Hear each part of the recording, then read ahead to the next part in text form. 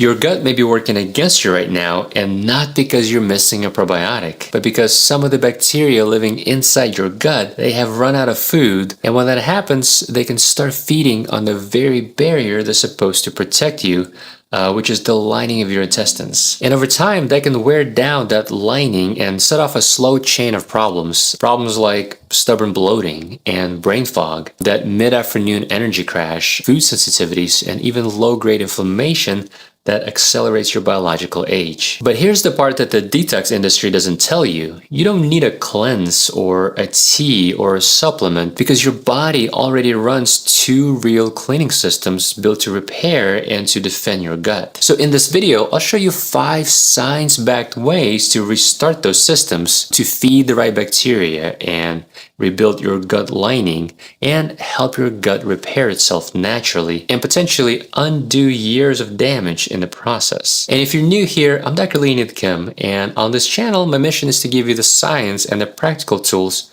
to not only live longer, but to also feel better. And as always, the information in this video is educational only and not medical advice. Let's get into it. So the first system is the one that a lot of people in the wellness industry completely ignore. And it may be the most powerful cleaner your body owns. It's free, it's automatic, and most people have no idea it's even there. Or on the flip side, that it actually stopped working. And the system is called the migrating motor complex. Think of it like a street sweeper, where it's a slow and strong wave that travels down your stomach and your small intestine, and it pushes out leftover food or any kind of dead cells and any stray bacteria. But here's the catch. The system only runs when your gut is empty. What actually triggers it is a hormone called methylin. And methylin only fires when your stomach has been empty for a while. The moment food shows up, methylin just shuts off and digestion takes over. And it stays off until your stomach is empty again. And this wave cycles every 90 minutes to 2 hours, but only in the gaps when you're not eating. So picture a normal day for most people. We have breakfast, and then a mid-morning snack, coffee with a bite, and then lunch, and then an afternoon nibble on something light, and then dinner, and then something to eat before bed. If we eat every 2 to 3 hours, well then that sweeper never gets a chance to run during the day. So the road never gets cleared, and when that happens, bacteria can drift up into your small intestine where they don't belong, and they sit on the leftover food and they ferment it. And that fermentation produces gas, which then leads to bloating. And if you push that far enough, all that can contribute to SIBO, which is small intestinal bacterial overgrowth, where you just have too many bacteria growing in the wrong part of the gut. And a sweep that doesn't run often enough is one known trigger for this. Now, there are many causes for SIBO, and some people can eat every few hours without causing any problems, but that is one important piece of the puzzle that can cause lots of issues in some people. And the fix to this costs nothing. All you have to do is just space out your meals to 3 to 4 hours apart, no grazing in between, and that wave gets to run a full cycle. And that's it. And one thing to keep in mind here, it's the calories that stop the sweep, not just meals. So you can have black coffee or plain tea or water between meals, and that's fine. But a splash of milk in your coffee or a few almonds or sugar mint, well, that's enough to flip your gut back into digesting mode and kill that wave. So if you're spacing out meals, we need to keep those gaps actually empty and calorie free. So that's the first system, the sweep that keeps your gut clear. But clearing it doesn't rebuild the gut wall lining that tends to get thin or worn out over time. That's the second system's job. And that system runs entirely on what you feed your bacteria. And you've got 2 levers here. But most people only know the first one. So lever number 1 is fiber. And you can't digest most fiber, but your gut bacteria can. And when they ferment it, they make short-chain fatty acids. And one of them is butyrate, which does all the heavy lifting. Butyrate is actually the favorite fuel of the cells lining your colon. They use it for fuel to stay healthy and keep the gut barrier strong. So feed your gut bacteria fiber, and they hand back the exact fuel your gut wall needs to rebuild itself. And the same bacteria that feed on your wall when they're starving, will rebuild it the moment you feed them the right foods. And there's an interesting study in Nature Communications where researchers took two groups of people, an African American population in the US and a group of people in rural South Africa. And they swapped diets for 2 weeks. And the American group increased their fiber from about 15 grams per day to over 50 grams. And most US adults eat only about 15 grams. So this was more than triple than what they were used to. And in just 2 weeks, that group had less colon inflammation and a decrease in colon cancer risk markers and more butyrate. And they saw reciprocal changes in the South African group who switched to the Western diet,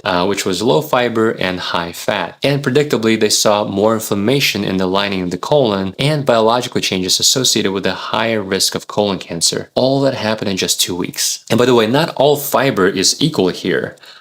The kind that can really drive butyrate production by the gut bacteria, that fiber is called resistant starch. And the easiest to get single source of that is legumes. So a daily serving of beans or lentils or chickpeas does more here than almost anything else. And another trick is to cook starchy foods, especially potatoes or rice, and then chill them in the fridge overnight.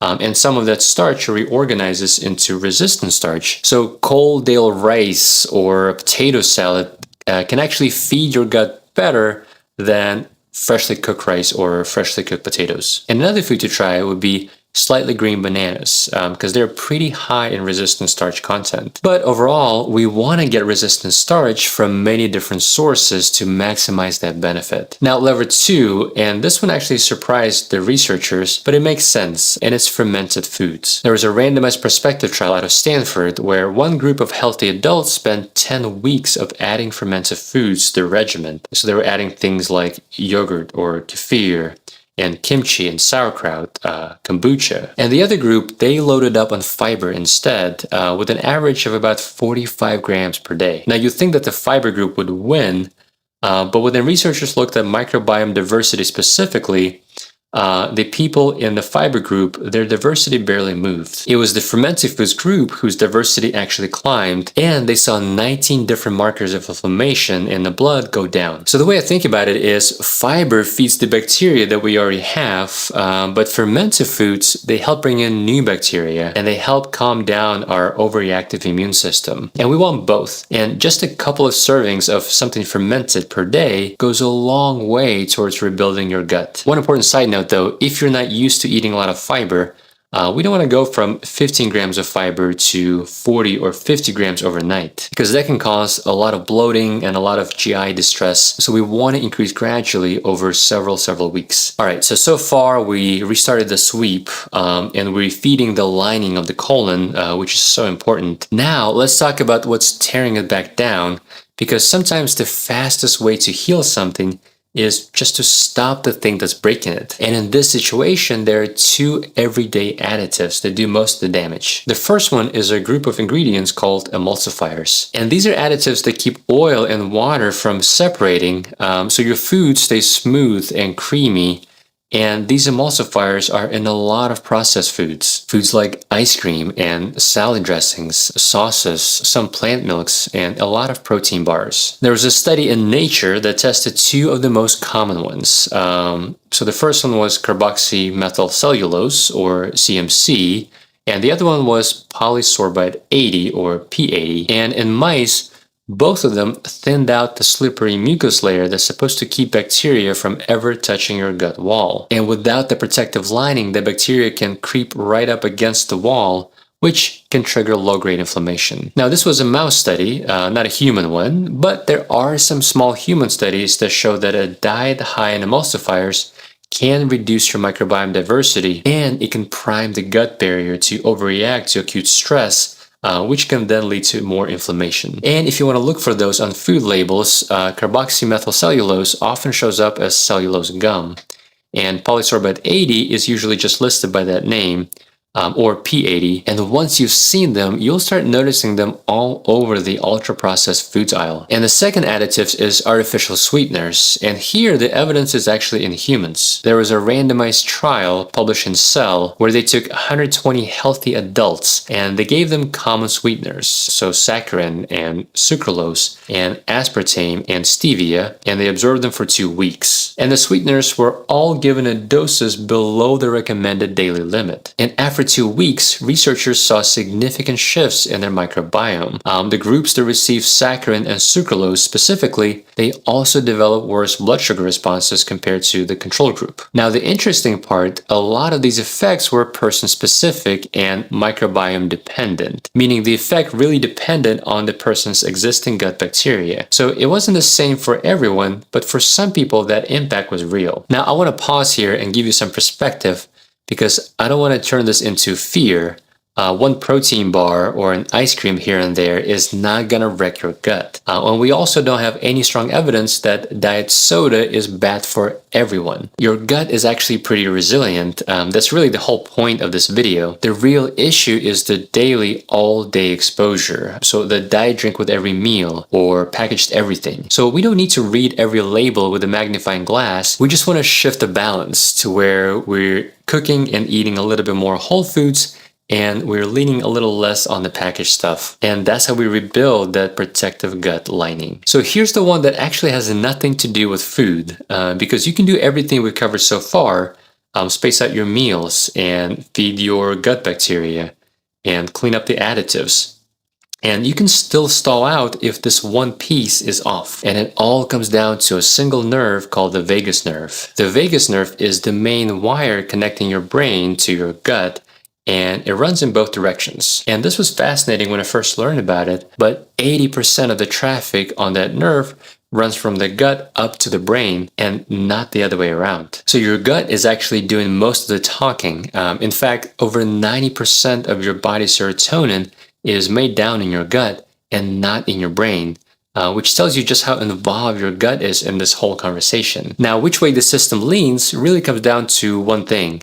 And that one thing is whether you feel safe or stressed. Your nervous system has two built-in modes that it relies on. The first one is the fight or flight system, which is your stress mode. And then you have the rest and digest mode, which is your calm mode. It's mostly controlled by the parasympathetic system. And you can't be in both at once. So when you're stressed, let's say you're running late or stuck on a tense email, or you're scrolling bad news on social media, well, your body reads that as a threat, and during threat, digestion is a luxury that your body just can't afford. It pulls blood away from your gut and slows everything down, and it drops your stomach acid. And that cleaning sweep that we talked about earlier, well, chronic stress can blunt that too. And the fix here can take as little as 30 seconds. If you're stressed, or anytime before you eat, just take 3 slow breaths and make your exhales longer than your inhale.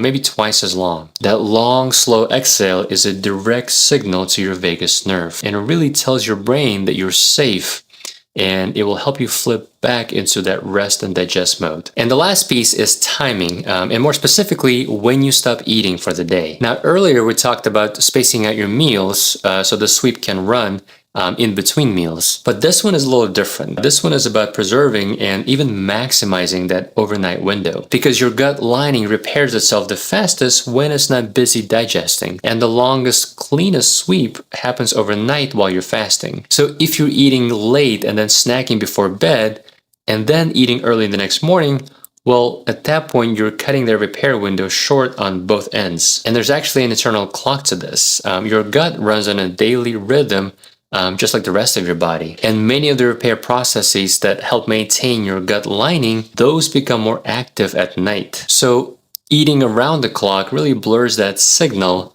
But if you have a consistent fasting window at night, well, that lets you work with the rhythm instead of against it. And for the most part, it's a pretty easy fix.